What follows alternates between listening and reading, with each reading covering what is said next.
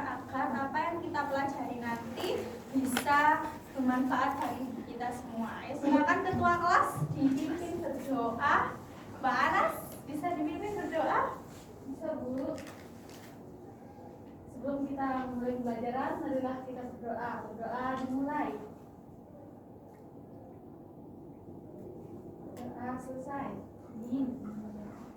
Alhamdulillah. Baik, sebelum dimulai pembelajarannya, adakah teman-temannya yang nggak masuk samping kanan kirinya? Ada. Siapa? Mbak Ida. Mbak Ida. Nggak masuk ya. Mungkin halangan hadir. Oke, kali ini kita akan belajar pendidikan Pancasila tentang kerjasama. Nah, di sini judulnya kerjasama membuat kita kuat. Sebelum Budaya melanjutkan nih, dalam kerjasama, pernah nggak kalian melakukan kerjasama? Kecuali mencontek loh ya, mencontek itu bukan kerjasama. Ayo yang lain, ada yang pernah melakukan kerjasama? Contohnya, piket kelas kan dilakukan bersama-sama, Bu, nggak cuma aku sendiri. Nah, itu termasuk contoh dari kerjasama. Di sini ada lampiran tujuan pembelajaran.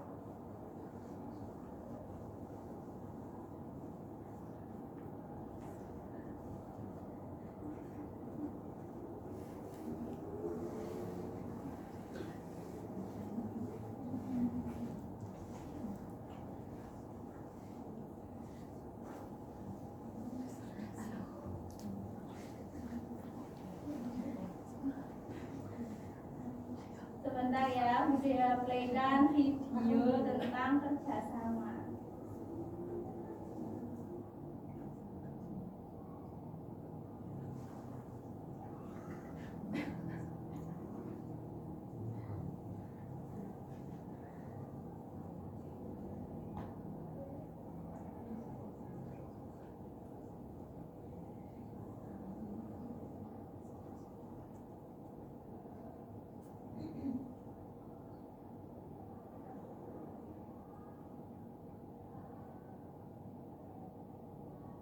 Dalam keberagaman dari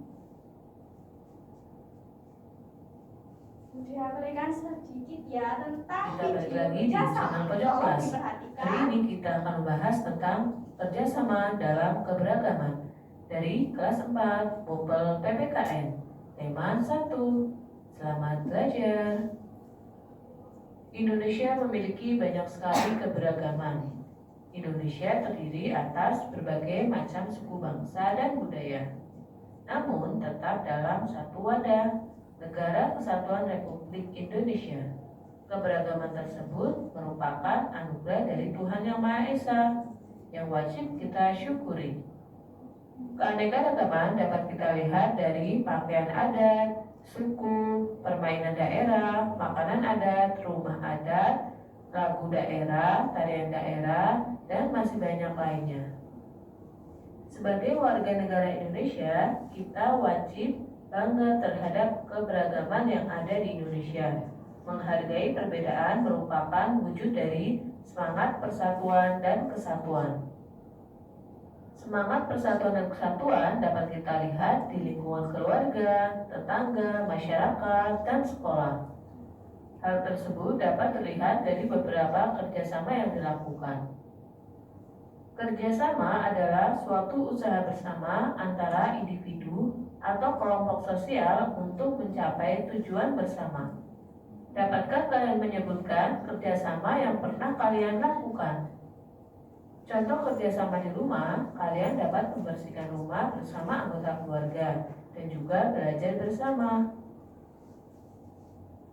Kerjasama di sekolah yang dapat kalian lakukan adalah belajar bersama, membersihkan kelas bersama, dan melakukan pameran karya bersama.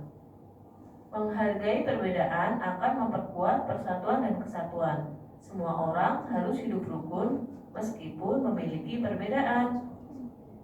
Contoh kerjasama yang dapat dilakukan di lingkungan masyarakat adalah melaksanakan ronda, kerja bakti lingkungan, dan juga gotong royong.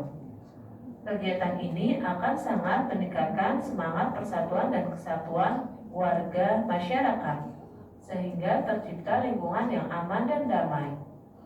Ini adalah salah satu contoh gotong royong yang dilakukan oleh masyarakat Indonesia. Jadi dulu untuk pembelajaran hari ini. Sampai jumpa dan tetap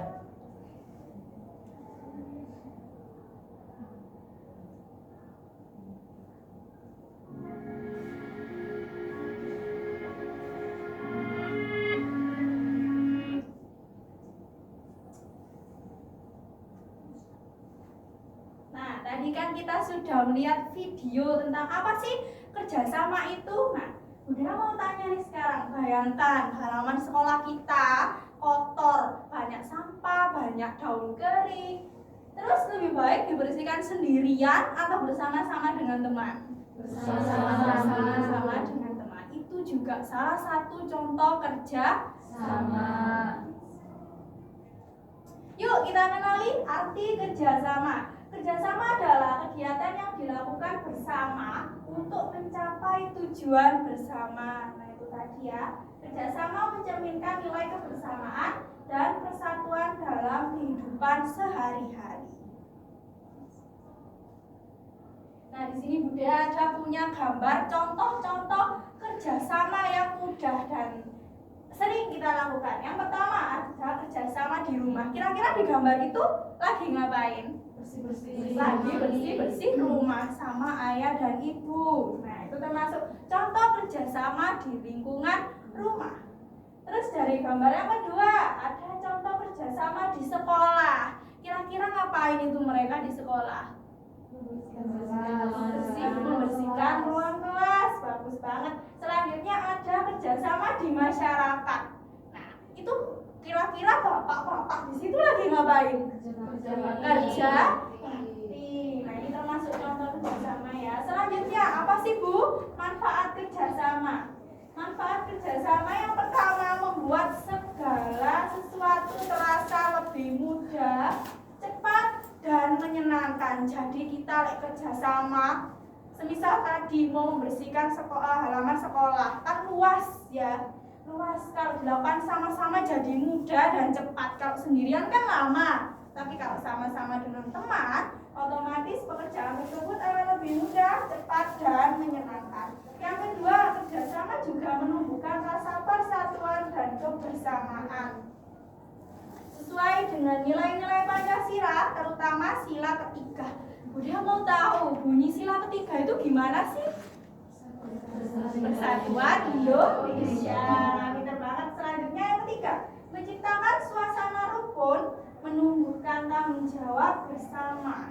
Nah, kira-kira kalau kerjasama sama teman, kira-kira sama temannya bermusuhan atau rukun?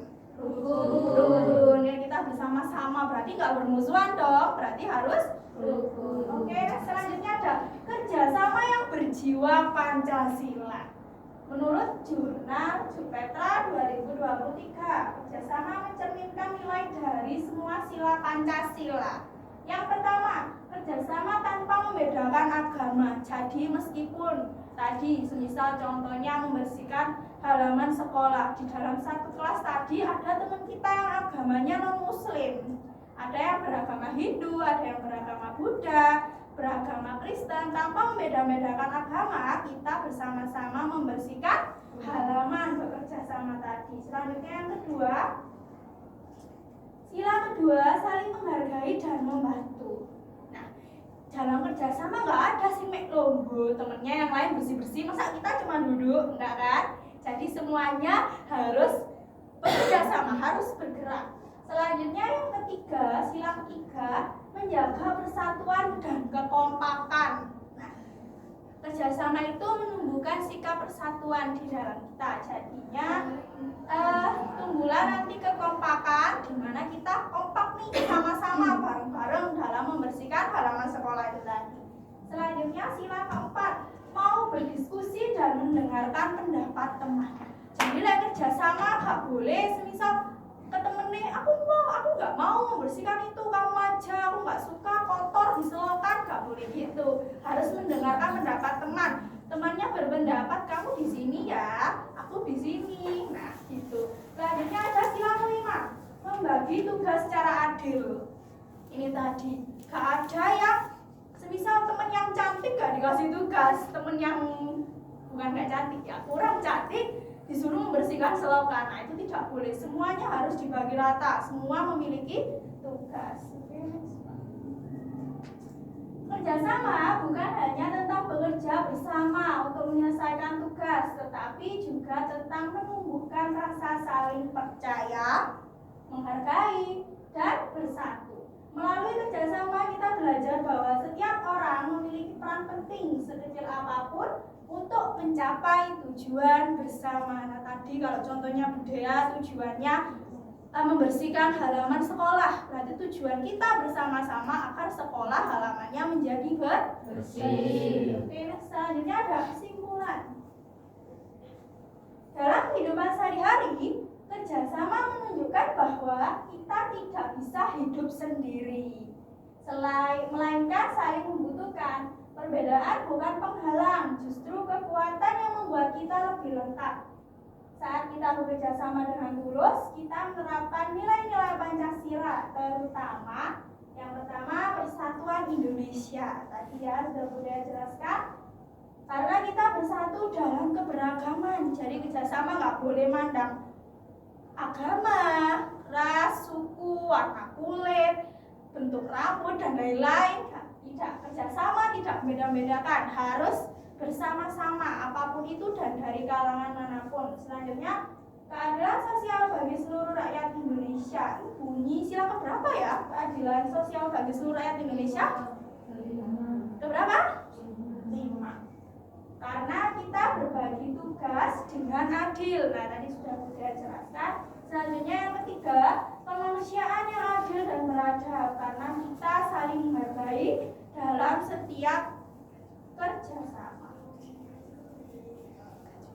Nah, di sini nanti Budaya akan membagi tugas, ya tugasnya secara berkelompok nih. Nah, tentang apa Bu? Ya tentang kerjasama tadi. Satu kelompok nanti akan terdiri dari 4 orang. Budaya bacakan untuk soal yang pertama. Tuliskan hasil kesepakatan kelompok tentang pengertian kerjasama. Jadi apa sih kerjasama menurut kalian? Ya.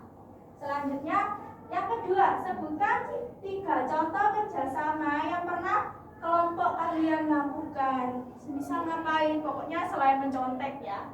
Selanjutnya, yang ketiga, kerjasama dan nilai Pancasila. Di sini dicocokkan nih. Budaya ada soal nomor 1 sampai nomor 5.